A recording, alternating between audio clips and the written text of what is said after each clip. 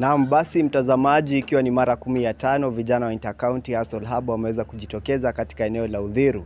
Siku hii ya leo basi tuko katika eneo la Uthiru madukani, na ukiangalia vizuri mpiga picha wangu akikuonesha kuwa eneo hili limeachwa ama tunaweza sema limetekelezwa na wenye ambao wanafaa kuwa wanafanya usafi katika masoko, sababu hii ni soko kuu katika eneo la Uthiru. Hakuna soko lingine isipokuwa hili ambalo watu wanalitumia kuja kufanya shughuli zao za kila siku. Lakini ukiangalia mtazamaji, katika eneo hili basi hapa ni pachafu vibaya sana, na watu wanaweza kuja hapa haja ndogo mtazamaji, ambapo sasa wamefanya eneo hili kuwa chafu zaidi na kulichafua, na pia wanaookota takataka pia wako katika hatarini ya kupata magonjwa katika eneo hili. Pande zangu zote ni nyumba ambapo kuna watu wanaishi, watoto wanacheza katika maeneo haya. Basi sisi vijana wa Intercounty tumesema hatutasimama kuangalia magonjwa yakija kusumbua watu katika eneo la Uthiru. Tutajitokeza na tutakuja kufanya usafi katika eneo hili. Siku hii ya leo basi hii ni taswira kamili ya eneo hili basi jinsi lilivyo,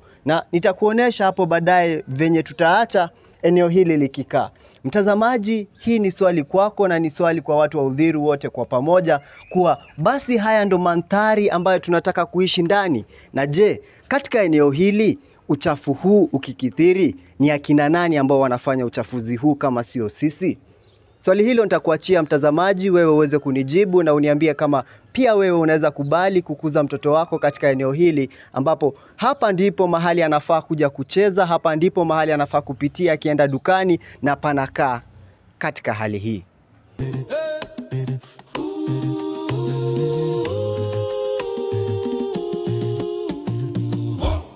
Hapa kwetu kazi ni moyo safi, tunatengeneza mtaa uwe maridadi.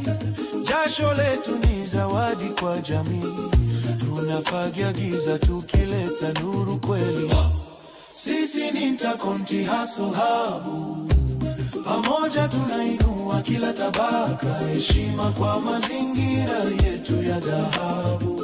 Mikono yetu nguvu ya mabadiliko, mitani kuna ndoto zinaishi, tunapanda mbegu za.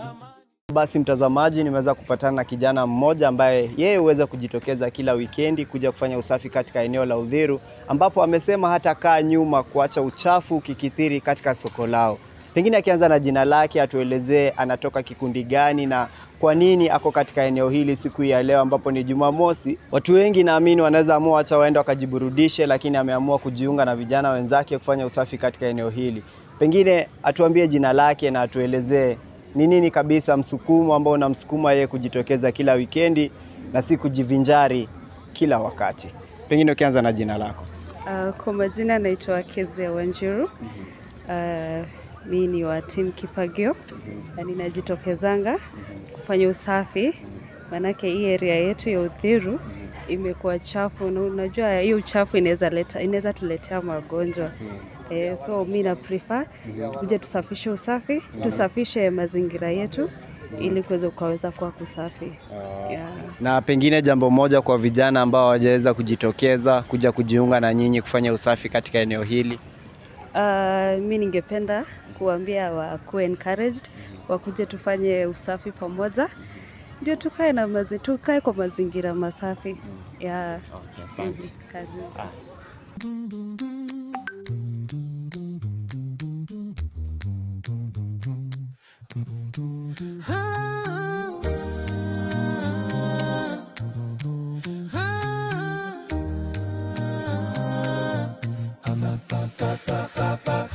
Hapa kwetu kazi ni moyo safi, tunatengeneza mtaa uwe maridadi.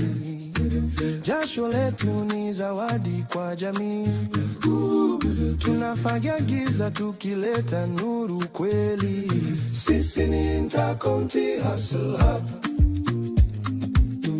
pamoja tunainua kila tabaka, heshima kwa mazingira yetu ya dhahabu. Mikono yetu nguvu ya mabadiliko. Sisi ni Intercounty Hustle Hub. Naam, basi mtazamaji, niko katika eneo la Uthiru kama nilivyokuwa nimekueleza hapo awali. Basi hii ndo taswira kamili katika eneo hili, ambapo tukiangalia biashara ziko hapa upande wangu wa kulia na kushoto, kuna mpaka hoteli pande zingine ile. So tumekuja kujiuliza, je, katika mandhari kama haya ni mandhari mazuri kweli kufanya biashara yako, ama kuwa wewe unaamkia hapa kila asubuhi na eneo ambalo unafanya kazi kunakaa hivi? Huu ni wito katika serikali yetu, na tuko na viongozi wa Intercounty Hustle Hub hapa ambao wangeweza kuongea mawili matatu kuhusu taswira hii hali kamili, ili tujue kwani ni lipi ama ni gani halitendeki kufanya shughuli hii nzima kuwa ilivyo.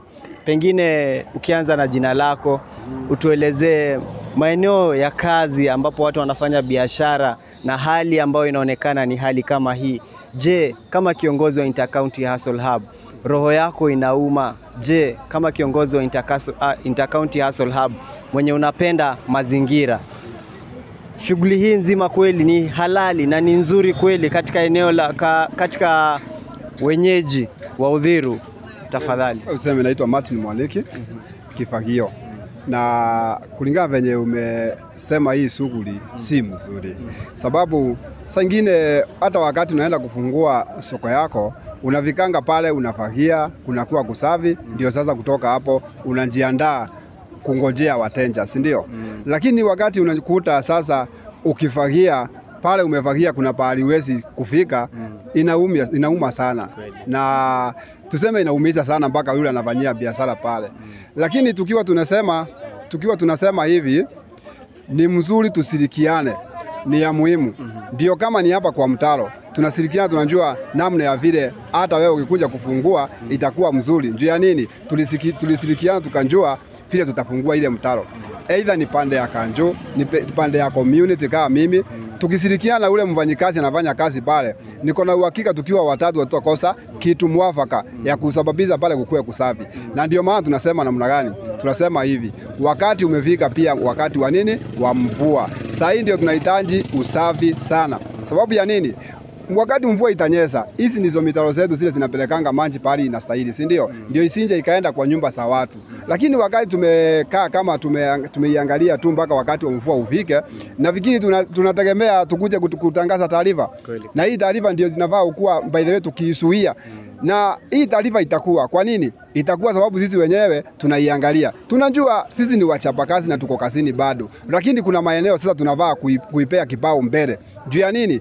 Kuna hiyo wakati unakuja mvua. Kwa hivi kuna ingine unasema hii ni kesho kutwa, lakini sasa pande ya mitaro saa hii na usafi matauni inatakikana sana, si ndio? Ndio at least tuone tumeweza kuokolea maisha ya wengi wenye wanaweza poteza maisha sababu ya wakati mvua imenyesha. Tumeweza kufunga zile njia zinaweza leta maugonjwa. Juu wakati wa mvua itasukuma hii maji ikienda ikutanizwe na maji ingine, hii maji si safi, ikutanizwe na ile safi kwa mto. Mwisho wa siku utakuja kusema corona imeanza hapa. Hatutaki corona. Sasa kitu ya muhimu ni tuangalie zile maeneo tunavaa kuamua. Sana sana Uthiru, kuna Uthiru, Kitaru, kuna pale Wangige, kuna pale ni Mwimuto, kuna pale wapi? Nyathuna. Hizo maeneo sana sana zinatakikana tu siangaliwe kwa saa hii. Siangaliwe tu na wale wahusika wako. Na kama ni wakuje wakute Mwaniki, tusanjadiliana tu. Na tutafanya kazi venye inastahili. Na tutaona ni wapi kuna baa kuokolewa kukiwa wa kwanza. Na kama basi uwezo huko, kama ni kujituma, tujitume na tutangulize zile maeneo. Ndio at least wakaaji wa Uthiru waone hata wao wenyewe wako pamoja na jeshi ile inahusikana na kufanya usafi, si ndio? Alafu kitu kingine, kuna gari waliambiliwa huku Uthiru itakuwa inatembea. Na hiyo gari itakuwa inatembea mpaka wapi? Mpaka kule pale kunaitwa aje? Pale kunaitwa Gitaru. Pale hizo maeneo zote nimetaja, kuna gari itakuwa inatembea. Sasa ni wakati wa gari itembee. Kama ni kuangaliwa na jicho ya huruma, nituangaliwe na jicho ya huruma. Kama ni gari iliharibika, nitutengenezewe gari. Ndio tuweze kuokoa maisha ya wale wangigojeka, wale wangipoteza maisha hiyo wakati. Sababu huu msimu sasa ndio msimu wa kuangalia sana mambo ya mitaro na kadhalika. Hatungitaka taarifa Kiambu. Hatungetaka tunjikute tukisema kumeharibika bila sisi kunjua, na tulikuwa tumeona dalili. Sasa ndio tumeona dalili, si tusingojee mvua itunyeshe. Wewe tengeneza nini nyumba yako pale kunanyesha, usisubiri mvua inyeshe ndio uone wapi kunanyesha. Wewe sipa sahi masimo, unaona? Ndio ukinyesha nafikiri utakuwa na wakati wa kwenda kufanya nini, kwenda kufunika masimo zile zinafanya mvua ipite ndani. Sio ni ya muhimu kabisa. Nafikiria viongozi wetu tunawakubali, tuko pamoja na wao, tumeona tukisaidiana, tumeona kila pahali tukifanya kazi ikitokea ikiwa mzuri, tumeona tukiokolea mambo kama hizo nasema, nimeona tukiokolea kule kuko kumbaya, tumeona tukitengeneza na kuikuwa kusafi. Sasa ni wakati tusirikiane na bidii, tusikae kama tunachoka kidogo. Sasa ni wakati wa kujistuma zaidi, tusirikiane kama kitambo, tusirikiane kama jana, na kesho pia tusirikiane hivyo hivyo, ndio tuweze kusaidia Wakenya na kulinda Wakenya na kujilinda sisi wenyewe. Hiyo ndio mwito wangu. Na community ya Uthiru, si hapa Uthiru tu, hapa madukani kuna Uthiru Ndumbo-ini, Uthiru Gicagi, Uthiru pale 87 kuote kuna vaa sahi kusingatiwe. Na si hivyo nimetaja tu Uthiru, nimetaja Uthiru kama for example. Hizo maeneo zote nimetaja sote na Kiambu mzima ni wakati wa kushughulikiwa. Na kuna mambo mazuri tu inaweza tokelezea. Wakati tumefika, tumeongea na community, tusaidiane. Tukikubaliana, mambo inakuwa easy. Yangu tu ni hiyo. Na pengine sasa, sababu tukiangalia hali hii ni hali ambayo inataka dharura kuja watu wakuja wafanye shughuli hii nzima kwa haraka, sababu uchafu huu unaendelea kusanyika katika eneo hili. Wito wako kwa wahusika ambao unataka mjiunge na wao wakuje, sababu eneo hili linataka kushughulikiwa kwa dharura sana. Wito wangu ni community. Community wanje, tusirikiane, tufungue mitaro. Wito wangu ni pande ya Kanjo wakunje, tukutane na wao, tusaidiane kufungua mitaro. Sisi tutafrontia, tusaidiane kufungua mitaro. Tukishafungua mitaro, tuende hii maeneo ingine. Ndio isifikie wakati wa taarifa. Hatutaki mambo na taarifa. Sisi tunataka mambo na kufanya kazi, tusemange mvua imenyesha na tumebarikiwa na Mungu na mvua. Tunataka mahindi na maharagwe kwa samba, lakini hatutaki kusikia nyumba imepepwa na maji sababu ya sisi kukosa kusirikiana. Sasa njoni community, ni wakati wenyu. Hakuna wakati wa kutokea kwa media, wakati ni sasa wa kutokea kwa media. Tukisirikiana ndio tungalize mitaro yetu.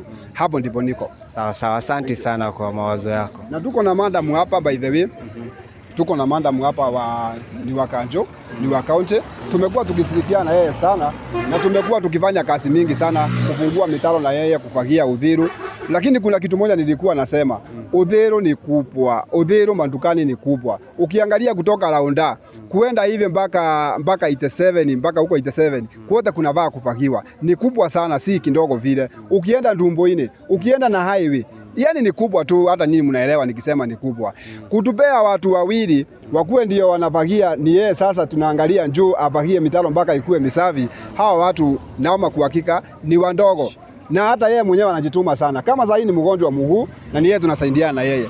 Alisikia kifagio wako wanafagia, akaamua wacha akuje tujiunge pamoja. Sababu ni yeye hako na ni yeye tu anaweza saidia, si ndio? Akasema hata akiwa anasikia mguu vibaya, lazima haje asirikiane na sisi, ameki sua pale ataonyesha nifungulieni hapa, nilikuwa nataka kuja kufungua leo mguu inauma, wacha tumsaidie kufungua hapo. Sasa tungetaka kanguvu tu kidogo. Kama wanaweza ongezewa, wakuwe waine, inaweza kuwa better. Na sisi tulisema hivi, sisi vijana tunao tukifanya mazoezi ya kufanya usafi. Kuna kitu moja tulisema na nafikiri ni mzuri mpaka kwa serikali. Hata kama sisi hatunjaandikwa permanent, tunaweza sainiwa ka contract. Ka contract yetu ni easy. Juzi tumeona shida. In case ingekuwa sasa mtu analipangwa 30k, mwenye ameandikwa permanent kama huyu, wacha akuwe general akuja tusimamie. Sisi tunataka tu mmoja atasimamia wawili. Ndio hiyo mzara tutagawana. Na sisi tumeki sua Uthiru kumefanya nini? Kumefanya usafi. Hiyo ni namna ya kujitolea. Lakini tumesema wao viongozi wetu ndio wanajuanga namna ya kugawa maneno. Sisi ni kusema tu tunasema. Na kusema si kukata kauli. Sisi ni maoni, unaona? Lakini sasa tukifika ukata kauli, wakubwa wetu wako, tutawaruhusu wafanye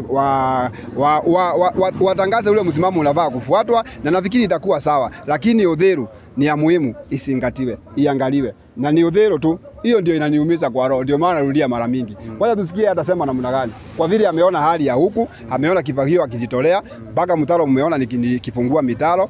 Hiyo yote si kulipwa, ni kujitolea.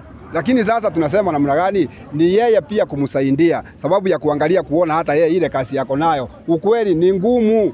ni ngumu ile kazi yako nayo. Hata ni vile ni wabidii. Angekuwa wakuruhusu obu huyu, angekuwa kitambo sana ameruhusu obu. Hii kazi angeacha kitambo sana. Lakini sasa kwa vile anajua ni ya muhimu pia yeye kujitolea kutumikia community. Ndio maana unamuona anakuja mpaka na mguu ikiwa inauma. Huyu tunampea pongezi. Tunampea pongezi. Na ile siku tutakuwa tukisherehekea sikukuu, huyu akuwe kipao mbele. Hata kama ni mvuba, mpatie meno yako nayo ya kung'ana mvuba. Si ndio? Thank you. Mimi kwa majina naitwa Hana Mudhoni, nafanya kazi na Kiambu County Government kwa pande ya environment. Mimi nafurahia hii kazi ya usafi sana kwa sababu kama hauna mazingira bora hata afya yako haitakuwa mzuri. Na tunashukuru sana kwa vile governor aliamua hii siku ya usafi, ndio watu wote wajue usafi. Hata Mungu alisema usafi ndio kitu ile amepea kipaumbele ili tuishi maisha mema na maisha mazuri. Sasa kwangu ile kitu ningetaka kuomba wakazi wa hapa Uthiru wawe wasio wanatuangalia ati sisi ndio tunafanya usafi. Hata wao wakati tuko na clean up wanajitokeza, na hata wameona mmoja wao wako karibu sana na wao anaitwa Kifagio. Amewafanyia kazi mzuri sana na tunafurahia kazi yake. Juu yeye anafanya kwa roho yake yote kuwaonyesha ati usafi ni kitu ya maana sana. So tungetaka hata wao wakati tuko na clean up hata wanafuga hiyo kazi, wanasema leo ni usafi ndio Uthiru yetu ikiwe mzuri. Na tena tungeomba kwa pande ya governor. Tunajua kuna vijana wengi sana wanatafuta kazi. Sahi tunaona kuna mitaro mingi sana imekwama hapa. Tungeomba kwa sababu hii kazi ya environment sio hatuna watu wengi kwa kazi zetu. Huku kuna mtu mmoja, kwingine kuna mtu mmoja. Aongezee wafanyikazi kwa sababu kazi ni mingi, wafanyikazi ndio wachache. Akituongezea vijana hao hawana kazi, tutasaidiana na wao. Ili kazi ionekane na kazi bora. Hata wao wafurahie wakiwa kwa kijiji yao. Tuseme kama watu wa Uthiru wanapewa nafasi ya kuwa ni wao wanasimamia kaunti yao ama sub kaunti yao. Wale wengine hivyo hivyo. Juu kila mahali kuna mitaro imekwama, tusigojee tu wakati mvua itanyesha ndio tuambie kumekuwa na maafa, maji imejaa kwa barabara, nyumba zimeingiwa na maji. Hata wakati hakuna mvua wawe wanaweka usafi ndio mazingira yetu ikuwe mzuri. Na hiyo ingine tunasema hata hao health communities wanatembea ndio wanaona kazi kama hii, mitaro ikikaa kama hii, wanaweza kuongelesha wenye biashara ndio wanaonyesha umuhimu ya kuweka usafi kwa biashara zao. Ndio hata mahali mtu anasimama akinunua hiyo kitu anaona hapo pahali ni pasafi. Usiseme tu Kanjo atakuja ama Kifagio atakuja na timu yake. Hapana, hata Kifagio ni kujitolea, alijitolea juu aliona usafi ni ya maana. Hata hapo wameweka kazi waone ni mahali pa maana, sio tu kazi na pesa. Na ni hayo tu.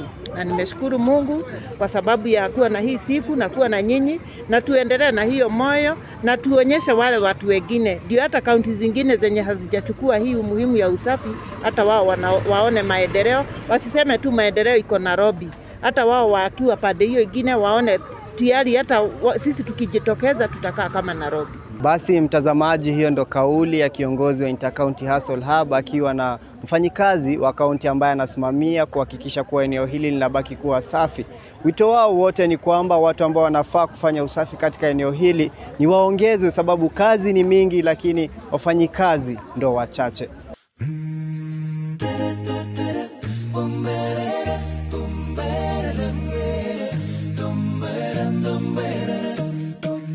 Tunakusanya takataka, ni kazi yetu. Kwa mtaa na barabara twaleta utu. Kijana shika jembe, twende kazi sasa. Tunaweza ndinyo njia safi. Intercounty Hustle Hub twashirikiana. Kazi ni yetu, ndoto zetu twajituma sana. Tunapanga, tunasafisha kwa jamii bora. Intercounty Hustle Hub ndio nguvu zetu. Kwa mikono na bidii twajenga kesho. Tunasafisha roho na pia mtaa wetu. Naam, basi mtazamaji, hii ndo taswira katika eneo la Uthiru ambapo nilikuwa nimekueleza kutoka hapo awali kuwa tuko katika eneo hili. Ukiangalia upande wangu wa kushoto Upande wangu wa kushoto tumefanya usafi katika eneo hili lote na tumeacha eneo hilo likiwa safi na salama kwa wakazi ambao wanaishi hapo. Hili ni eneo ambalo limekuwa sugu katika usafi wetu, ambapo kila wakati tukija kufanya usafi katika eneo hili, bado tukirudi kufanya usafi tena Jumamosi ijayo, tunapata bado wakazi wamemwaga takataka katika eneo hili.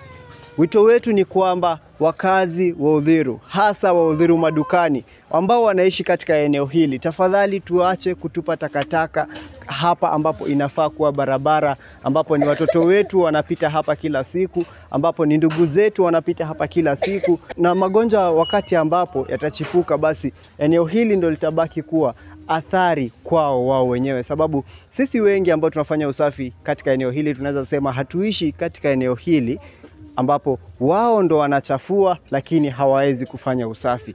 Kwa hivyo wito wetu ni kwamba tujitokeze, tukuje tufanye usafi na tulinde usafi ambao watu wanajitolea kuja kufanya, sababu hakuna vile kila wakati tukikuja tunapata eneo hili limekuwa chafu tena.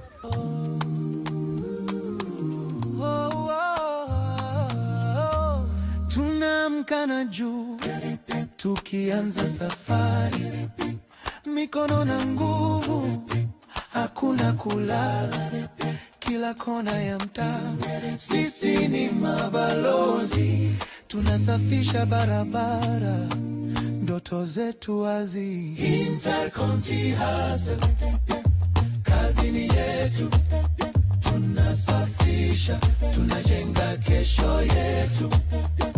Kwa vijana, kazi iko hapa, pamoja tunaweza, hatubanduki hata. Magugu na taka tunaziondoa, umoja ni ngao.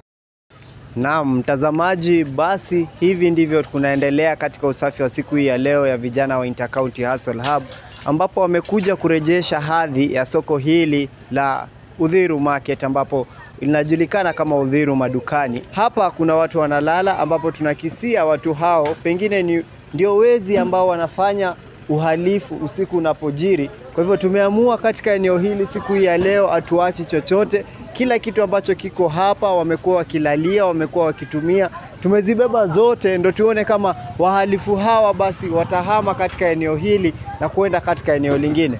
Na bado tunaamini kwamba wao ndo wamekuwa wakichafua eneo hili, ambapo wanaenda katika majumba ambayo hawabebewi takataka, wanachukua takataka hizo kwa shilingi 100, pesa iliyo chini kabisa, takataka ya nyumba mzima, wanakuja wanatupa katika eneo hili, ambapo wanaendelea kufanya eneo hili kuwa chafu na ambalo si salama kwa wananchi wa Uthiru. Ndio tumeamua basi siku hii ya leo, wacha tuone basi kama tukiondoa uchafu huu na tuondoe malazi yao, basi je, watarudi katika eneo hili kesho kutwa, wiki ijayo? Eneo hili litabaki kuwa vile tulivyoliacha, ama tutapata wameweka mirunduko mingine ya takataka?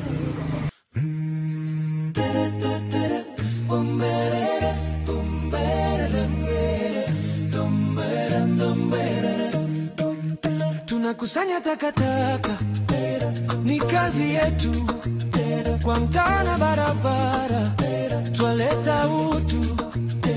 Kijana shika jembe, twende kazi sasa. Tunaweza, ndinyo njia safi.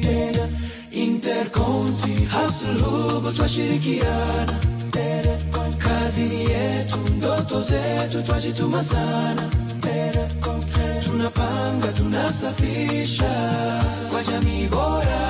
Intercounty Hustle Hub ndio nguvu zetu, kwa mikono na bidii twajenga kesho, tunasafisha roho.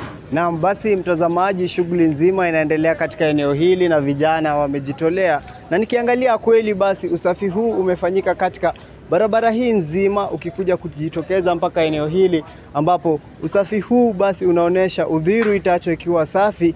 Swali ni moja, je, wachafuzi watarudi kuchafua tena, ama wanajamii watatusaidia kuendelea kudumisha usafi? Nimeweza kujiunga na bwana Kifagio hapa, ambapo nimeona akiokota takataka katika maduka ambayo hao ni watu ambao wanafaa kuwa wanalipa ndo waokotewe takataka. Maybe atuelezee yeye akona msukumo gani huo ambapo ameona acha asaidie wananchi wa Uthiru, hasa wanabiashara, kuwa takataka zisikae tena katika biashara zao, ila azibebe na kuzipeleka mahali inaweza faa. Pengine Bwana Kifagio, tueleze umesukumwa na nini na mapenzi yako kwa watu wa Uthiru yamefika wapi mpaka unajitolea siku mzima, unaacha shughuli zako, unakuja kufanya usafi katika eneo hili? Kitu ya kwanza, watu wa Uthiru mimi nawapenda. Mimi nawapenda na wanapatia heshima. Sababu mimi nimekuwa nikiwa hapa Uthiru. Kazi nimeanzia nikiwa hapa Uthiru. Kwa hivi kitu ya kwanza, kazi zote mimi nafanyanga. Nikisema nikurudisha mkono, narudishanga mkono kwa watu wa wapi? Wa Uthiru. Kwa hivi wakati nimewauliza kwa nini takataka yao imekuwa iko madukani ikiwa imepakiwa tu natungulia lakini nje pepwa, wameniambia ni lori imeharibika ile nakujanga every week. Ndio nikawaambia hivi, sababu mimi nitawaokolea. Tukiangalia vile lori ile nayo utauliza itatengenezwa lini ama iko na mpangilio gani wa kuendelea kujanga kila wiki. Kwa hivi naona usafi ni wangu na wako. Wakati mimi niko na uwezo wa kuwasaidia, waje tusaidiane. Sababu hata wao nimekuwa nikiwa kwao. Kwa hivyo watu wa Uthiru nawapenda sana. Kujitolea kwao sioni mbaya wowote. Ni wakisubiri sasa ndio kwa mpangilio kale kao karoli ile ya kanjo ikikuja nayo iendelee. Si ati ikujangi. Ni vile sasa kwa saa hii unakutanga saa nyingine lori yenye inakuja huku imezunguka kwingi sana. Unaona ikiwa peke yake. Lakini sasa imeharibika. Si huko kwote kutakwama. Wakati itatengenezwa, itaanzia pande ya Gitaru. Kabla ifike huku, unakuta takataka imekuwa mingi sana. Kwa hiyo mimi nawakuamulia tu, kabla mpango kwa serikali kakue mzuri. Kakue sasa kuna wakati ile lori inakuja every week kulingana vile walituambilia. Kwa hivyo hapo ndipo nimeona ni ya muhimu tusaidiane na wao ama niwasaidie. Sababu mimi nafanya kazi ya takataka na wakati nitasikia ati ugonjwa umeanza hapa Uthiru na mimi nitakuwa already hata mimi mwenyewe nimepoteza max. Kwa hivyo wakati wao wajafika, si mimi nafika. Na mimi wakati sijafika, si wao wako. Already usafi itakuwa imetoka sawa Uthiru na Uthiru itakuwa safi. Sababu kukua kusafi, kutengeneza usafi ukue ni mimi na wewe. Wewe utake na mimi nitake. Tukishirikiana pamoja tulisema itawezekana. Lakini tukikuwa ni pande moja, mimi niangalie watu wa Uthiru wakisema lori iliharibika, itakuwa mbaya. Sababu ya nini?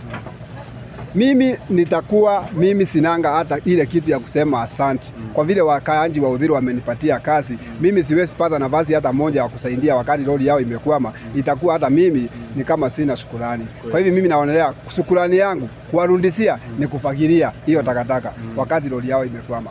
Na kuwafungulia mitaro. Tukisema pia tusirikiane. Ndio sisi wote tukue tumeungana. Ndio watu wa Uthiru waendelee kuwa wasafi na isije ikakuwa ugonjwa unaanza Uthiru. Kwa hivyo hapa ni kushirikiana tu. Na hapa ni kuonyesha umoja. Ndio sasa kutoka hapo, wewe kama uko nyumbani, unjue umuhimu wa kushirikiana nini. Si hapo ni sawa? Kweli. Hapo ndipo tuko. Na tumeweza kutembelea vichochoro, tumepita huku ndani tunaona kuna vichochoro vingine ambapo tumeweza kubeba takataka zote ambazo zilikuwa hapo. Na ningependa kusikia wito wako, sababu nashangaa kwa sababu katika eneo hili naamini kuna choo ambayo watu wanafaa kuwa wakitumia. Sijui kama inatumika ama haitumiki, sababu vichochoro hivi vimejaa, si haja kubwa za watu. Watu pia wanaotoka katika sehemu mbalimbali wanazitumia kwenda haja ndogo pia, ambao wameharibu sana vichochoro hivi, na ndivyo watoto wanatumia wakiamka kwenda shule, ndio wanatumia wakienda dukani. Wito wako kwa wanajamii, na pia ni lipi ungependa lifanyike ili kurudisha hadhi ya vichochoro hivi? Sasa ile kitu ya muhimu ni moja. Kama ni wale wanafagia huku Uthiru, ni waongezwe nguvu. Na hapo tunangojea gavana wetu, wale wako in charge kutoka kwa gavana ukuja mpaka chini, wafanye hizo majukumu ndio Uthiru ikuwe safi. Lakini kama ni pande ya tuseme pande na choo pia unajua ukosangi mwalifu mmoja wawili. Lakini ikisindi pale tunaona gavana wetu ametuprepare, kuna choo iko karibu kufunguliwa na ametujengea iko sawa, na tunampigia makofi sana gavana wetu sababu Uthiru amejenga choo, si ndio? Tunaona iko karibu kufunguliwa. Sababu hiyo hali wenda ikasindi. Sasa ni anjipange atufungulie choo kwa haraka iwezekanavyo. Kulingana vile umeona sasa dalili imeanza na labda mvua itakuja, si ndio? Hata wewe wenda akatembea huku akienda ukalia pale hivi apumzike kidogo akalie mavi. Kwa hivyo tusije tukafikia pale wewe kama ni choo na ametuundia, tunaona anatufikiria mzuri sana. Hako watu watatu mbele yetu. Kwa hivi sasa ni kumaanisha hiyo choo imefika wakati wa kufunguliwa. Akiweza pia apatie timu kama hii inasafisha huku Uthiru, imanage hiyo choo. Itakuwa mzuri sana. Hata kutanga Uthiru likiwa safi kila wakati. Unaona? Na sisi tuko hapa sababu ya kumsaidia. Na ndio maana akituhitaji sisi tuko lende kumsaidia. Sasa ni yeye aje sema ingia sasa. Ukisema ingia, sisi tuko na wewe hapa. Mimi naingia na changamuka tu. Hapo ndipo tuko. Lakini Uthiru itabaki kuwa safi. Hapo ndipo tuko. Asante sana. Kichochoro hiki niliweza kuonesha tukianza na kilikuwa kichafu sana. Wakati vijana wetu wa Intercounty walipopitia eneo hili, wamekiacha kikiwa kisafi sana kichochoro hiki. Ni wito wetu kwa wanabiashara ambao wanafanya biashara katika eneo hili kulinda maeneo haya, sababu wao ndo wanaweza kuathiriwa wa kwanza iwapo magonjwa yatachipuka katika eneo hili. Nikiripotia Kifagio Media Team, ni mie wako Daniel Jonathan almaarufu JD. So, kuna kuanga na mwisho, si ndio? Ndio maana tumeonelea sasa, tulianza asubuhi saa 2, tukaanzia ukilini Uthiru, na Uthiru imekuwa safi, si ndio? Na kwenye hatujaweza kufika, Saturday ijayo tutakuwa bado tukifagia Uthiru ndio ikuwe safi kabisa. Na hapa kusema tu tuko Uthiru madukani, sio kusema ati tuko Uthiru yote. Tuko Uthiru madukani kwa leo, lakini kesho tutajua Uthiru utakuwa pande gani, si ndio? Juu tunataka Uthiru yote ikuwe safi, Kiambu ikuwe safi. Kwa hivi huu ni mwanzo tu na ni muendelezo. Ni mwanzo na ni muendelezo, si ndio? Ya vile tumekuwa tukifanya. Kwa hivi tunataka tusonge mbele mpaka tukuja kutimiza Uthiru ikikuwa safi, si ndio? Ya muhimu ni kumpongeza, kumwambia asante kwa vile umekuwa mkijitokeza na tukishirikiana pamoja kung'alisha Uthiru yetu, si ndio?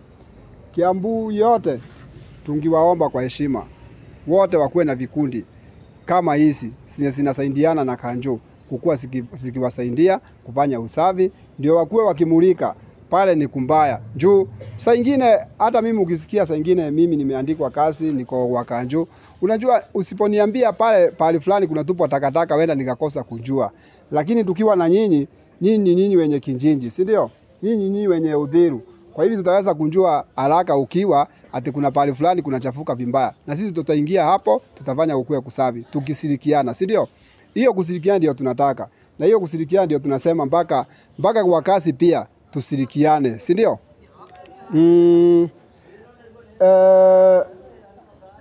Kwaja nitumie ule sister. Kuja nikuambie kitu. Kidogo tu nikuambie. Pole. Hiyo ndio maana ya gumboot. Ungekuwa una gumboot saa hii, ungekuwa umekatwa makucha. Saidie wale watoto waje kufanya wanafanya. Ile kitu tunataka sana ni kusirikiana. Na mwito wetu mkubwa sana ni kuonyesha uwezo wetu wa kufanya kazi.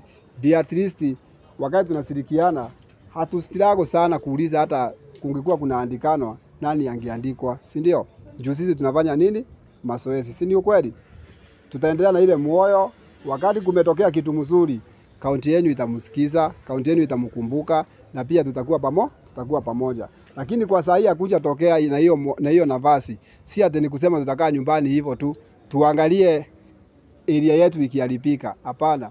Saa hii ni wakati wa kujitolea. Sisi wote tuungane mkono ndio tuweze kung'aliza tukiwa pamoja. Juu hata wale wako unjue ni wana Uthiru, si ndio? Na wao pia ukipatikana nafasi waongezewe, watakuwa sisi wote ni wana Uthiru. Kitu kingine ningiuliza tu. Kwa vile mnaona tukifagia hivi.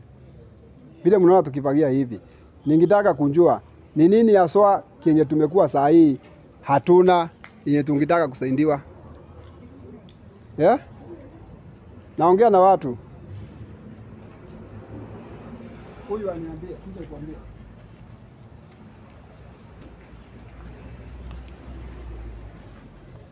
Unaonelea kwa hii timu yetu ni nini haswa tungeanzia kuangalia namna ya vile tunaweza sipata ndio tuweze kuendelea na kazi hii ya kusaidiana na community ya Uthiru. Sasa ni wasalimie hamjambo. Kitu naweza sema mtusaidie. Kwa vile hatuna uniform nyingine. Hivyo tu na kutusupport tu kwa hii kazi. Kusupport kwa hii kazi. Hiyo ni ya muhimu.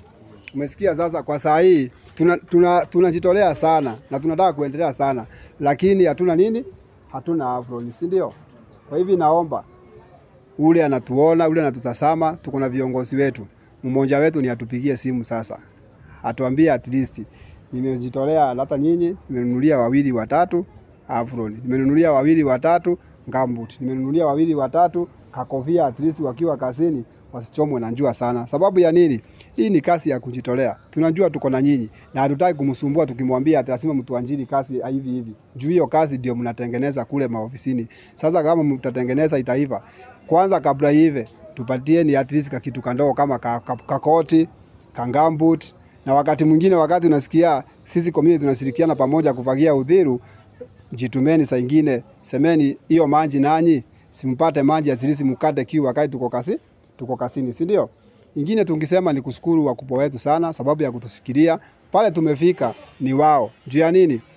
Kama wangekuwa karibu na sisi, wangekuwa wanatuangalia, wangekuwa wanatupea mwelekezo, hatungekuwa tumefika pale tumefika sasa. Lakini sababu wao wenyewe wanatupigianga simu, wanatupatia nguvu. Endeleeni na siku hivi karibuni tutakuja tuungane na nyinyi pamoja. Tutakuja tusaidiane pamoja. Tutakuja tuone njia mwafaka ya vile mtaweza kusapotiwa ndio muendelee na hiyo kazi.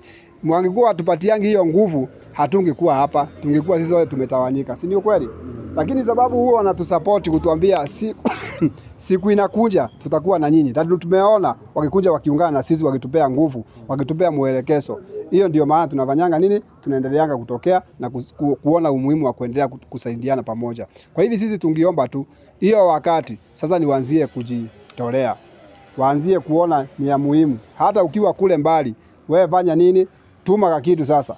Ndio kasaidie mtu mmoja wetu hapa na kununua maji. Tuma kitu sasa. Kunja tusungumuze. Tunjue wewe ukiwa ofisini udhiro itakuwa safi sababu sisi tuko. Hiyo tu ndio ningetaka kusema. Asante. Na nikirudi kwa kikosi yangu. Siku zote asifananangi. Kuna siku tumekuwa na gloves, kuna siku tumekuwa na gambut ile tunaweza kupata kidogo kidogo, si ndio? Sasa hii ningetaka kujua ni wangapi wenye wamekuja zaidi ya mara 3 na hawana gloves. Kunaye kweli? Hapo kuna jamaa mmoja ule sister yako anaitwa nani? Grace. Simama upatie huyo gloves. Nani mwingine ana gloves? Kila mtu ako na gloves. Ya? Uko na gloves? Leo tuko na mandamu wetu mpaka wa county. Leo hawezi toka hapa bila kumpatia gloves. Penye tuko na yeye mpaka gloves pia tutampatia. Uko na gloves? Uko nayo ya kifagio? Uko nayo? Yeye ako nayo. Patia yule gloves. Ndio zile ziko pale. Nani mwingine hana gloves? Kuna gloves. Huyu anapewa ya pili. Yule hana. Nani? Wewe uko na gloves? Hiyo round nyingine ukupata, si ndio? Pata gloves hapo. Hao ni watu wangapi? Niko na 1 2 3, si ndio? Nani mwingine hana gloves? Nani mwingine hana gloves kweli? Wewe hauna. Si upate. Sijui uangalie ama ni ya pande moja. Alafu mtu akipata gloves avae aone ama itamtosea. Unajua unaweza kuwa mkono ni ndogo ama ni kubwa, gloves iwezi kukutosea. Huyu ako nayo, si ndio?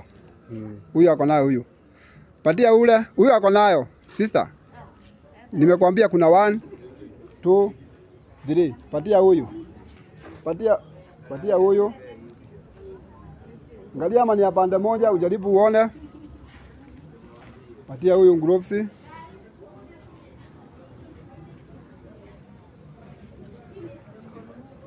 Sasa nimemwambia angalie yeye.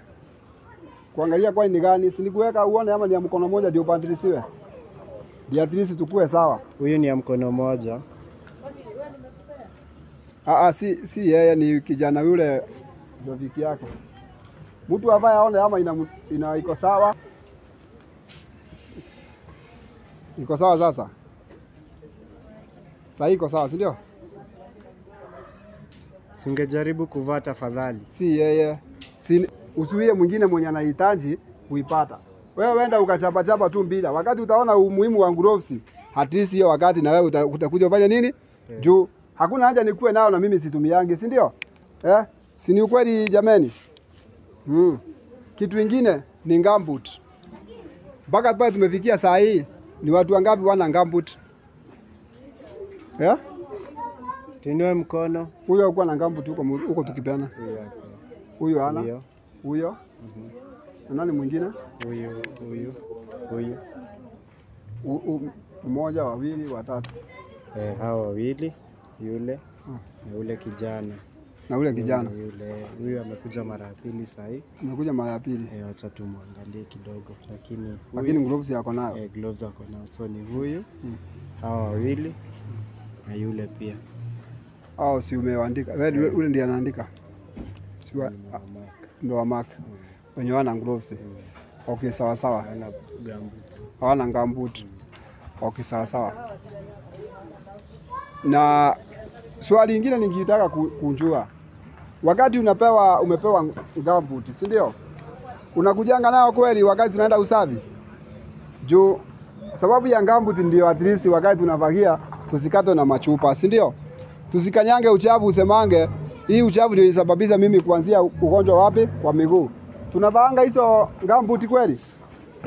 Wale wamepewa. Wenye wameandika majina waweke 2 star. Wenye hawana gambut waweke 2 star. Kwa majina mali tumeandika. Wanavaanga wale tuko na wao. Wanavaanga kwa nyuma.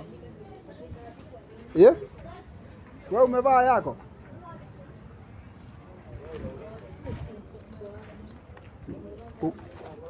Uko na gambut leo? Uko nazo hapa? Kwa hivyo watu wote wako na gambut, si ndio kweli? Sasa hapo tumeona umuhimu wa kununulia wale wengine gambut wenye hawana, si ndio? Wewe ndani sasa wakati hao wasee wanakuja kuingia kazi ama wanakuja kuingia hiyo chapter ya siku ya Saturday, kuja na gambut patia, si ndio? Wapatie gambut.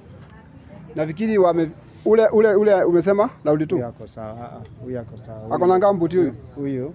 Ana. Huyu tutampatia. Huyu tutampatia next. Na simeona hata Saturday gloves zako sawa. Na gloves ya umpe next ama? Gloves ziko sawa. Ako sawa. Na alafu kitu moja tukubaliane watu wangu, si ndio? Mimi ni kama mwalimu wenu kwa saa hii, si ni ukweli?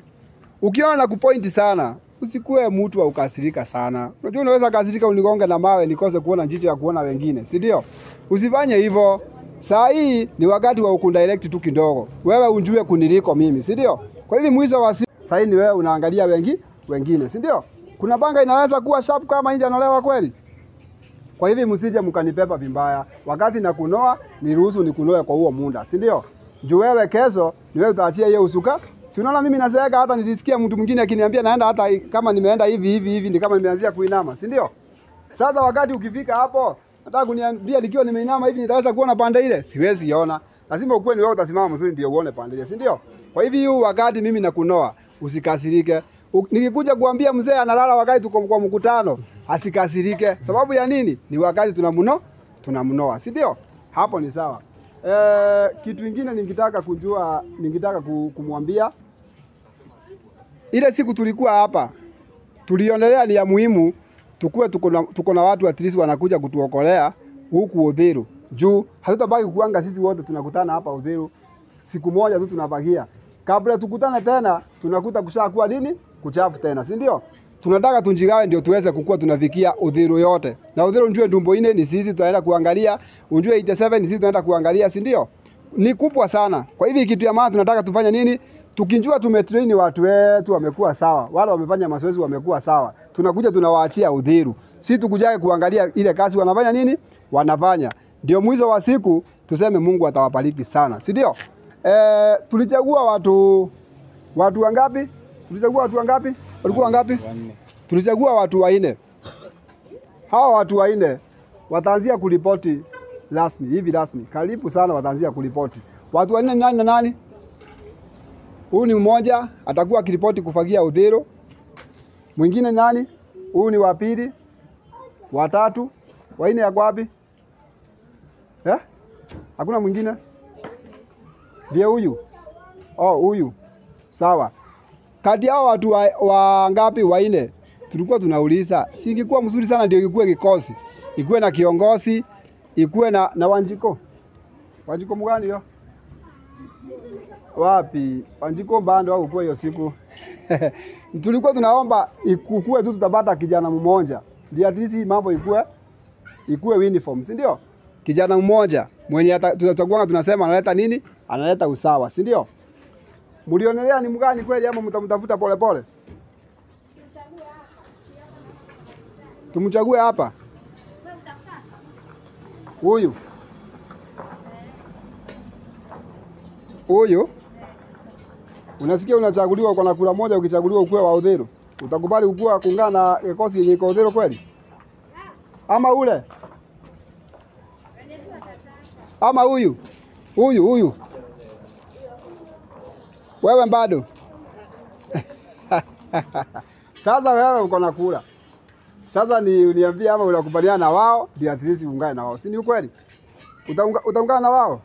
Okay, sawa. Kama utaungana na wao, hata nimesikia kuna pale pengine bado ulikuwa umetanjwa unafaa kuchaguliwa na ndani kumsaidia kutengeneza nini? Vifagio. Si ndio?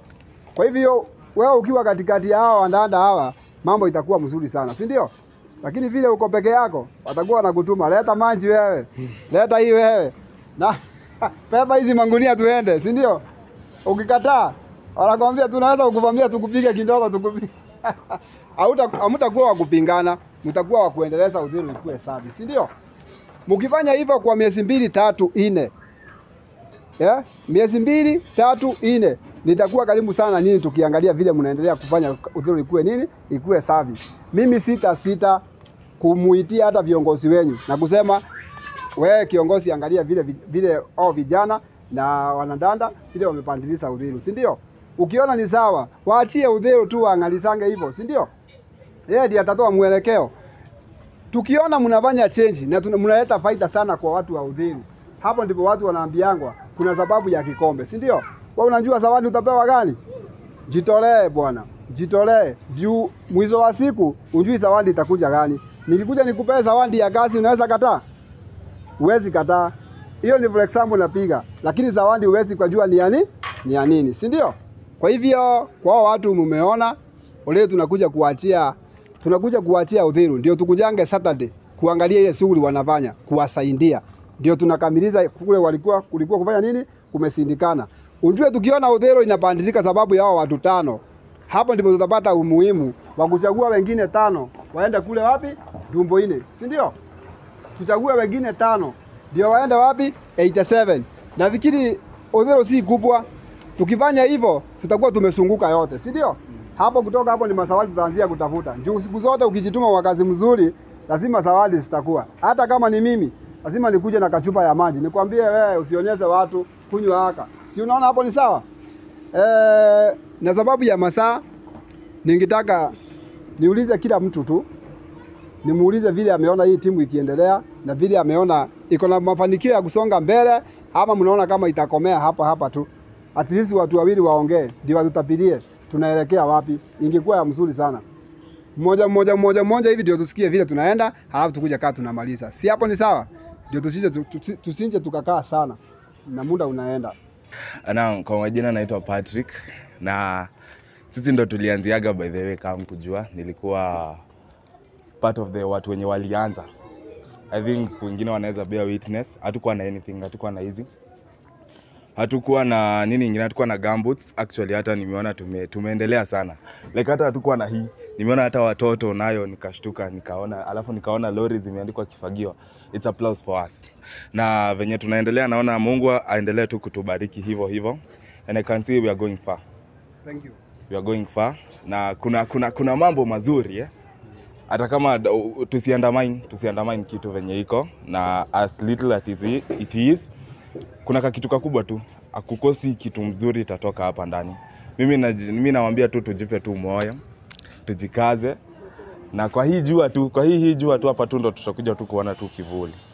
Asanteni. Sai, kwa majina ni Miriam Muridhi. Kwanza ni kushukuru jinsi ambavyo tumejitokeza kung'arisha hii mitaa yetu, na tutazidi kuwa pamoja na tunazidi kuwa tutashirikiana kuhakikisha ya kwamba kila mtaa imekuwa safi. Asanteni. Kwa majina ni Grace. Tumekuwa tukifanya usafi hapa na Naona inaendelea kazi kuwa mzuri, kwa maana kwenye tulianzia si kwenye tuko. Usafi imekuwa mzuri na tutaendelea hivyo hivyo, tujikakamue, tuendelee na hiyo mradi, kwa maana mtu huanza mbali. Yaani unaanza chini ndio ukuje ukipanda juu. Na mbarikiwe. Mimi ni mmoja, tunawashukuru vile mnajitolea kuja kazi, lakini pia time muimprove. Najua mnafanya hata mnapewa wakubwa wenu kazi ngumu tu, na niyo na mbarikiwe. Mimi naitwa Veronica Mwihaki. Naona tunaendelea vizuri na tutaenda tukitianga bidii kila mahali kukue usafi. Tunashukuru Mungu, tunajitolea na najua Mungu atatubariki. Kwa majina naitwa Ann. Tumekuwa tukifanya hii kazi ya usafi hapa Uthiru na tulianzia kama hatuna gumboot, hatuna glove, na sasa naona tukiendelea. Kwa hivyo nasema tushikane pamoja, tutengenezee mtaa ya Uthiru iwe safi. Ni hivyo tu. Nzuri. Naona tunaendelea vyema kwa hii kazi ambayo tunafanya, na naona sasa vile tuko sio vile tulikuwa mbeleni. Mbeleni tulikuwa tunasukumwa, sasa sisi tunajisukuma. Nimeona ile kazi tumefanya leo, Jumamosi kama bila tu hujafanya kazi kama leo. Leo tumejaribu, tumefanya, hata si kujaribu, leo ni kufanya kazi. Na mkijitolea namna hiyo, hiyo ndio itafanya hata hii kazi mtapata. Lakini mkilala mtapata. Lakini leo nimeona hata Jumamosi muamke namna hiyo na hiyo kamuguu. Asanteni. Hapo ni naweza sema ni asante sana. Kwa hivi sasa kwa wazee wale tunasemanga ni wazee wa nyumba 10. Kazi sidhani ni security tu ya kuchunga mwizi na kuchunga ng'ombe zikienda ama zikivunja nini, si ndio? Nafikiri kazi kubwa ni ya kuchunga wa Uthiru, watu wa Uthiru kwa kila kitu. Sasa wakati wa kuchunga watu wa Uthiru sababu ya takataka isinje ikawavamia ni sasa. Mvua ndio hiyo iko juu, tunaingojea. Kwa hivi tunawaomba watuite kongamano ama tuite baraza, tuongelee mambo ya usafi wa wapi wa Uthiru. Wakaribize admin wetu hapa Uthiru, ndio tuweze kuongelea mambo ya usafi, tuweze kujua mitaro itafunguliwa namna gani na tutaweza kutumiza anje hiyo kazi. Hiyo ndio tu ningetumana kwao. Wakifikiwa na hii sauti, wajue ni wakati wao sasa. Wakinjituma hivyo, si tuko nyuma kwa backup. Ndio mambo ikue sawa. Si hapo ni sawa? Wazee wa nyumba 10, jitumeni sasa. Tujue venye utafungua mitaro yetu, tujue venye Uthiru itakuwa safi. Hiyo tu ndio ningetaka kuongea kwa sasa. Ingine nafikiri ni kesho na kesho kutwa tuko tumesema huu ni muendelezo wa kuendelea kung'alisha Uthiru yetu. Asanteni.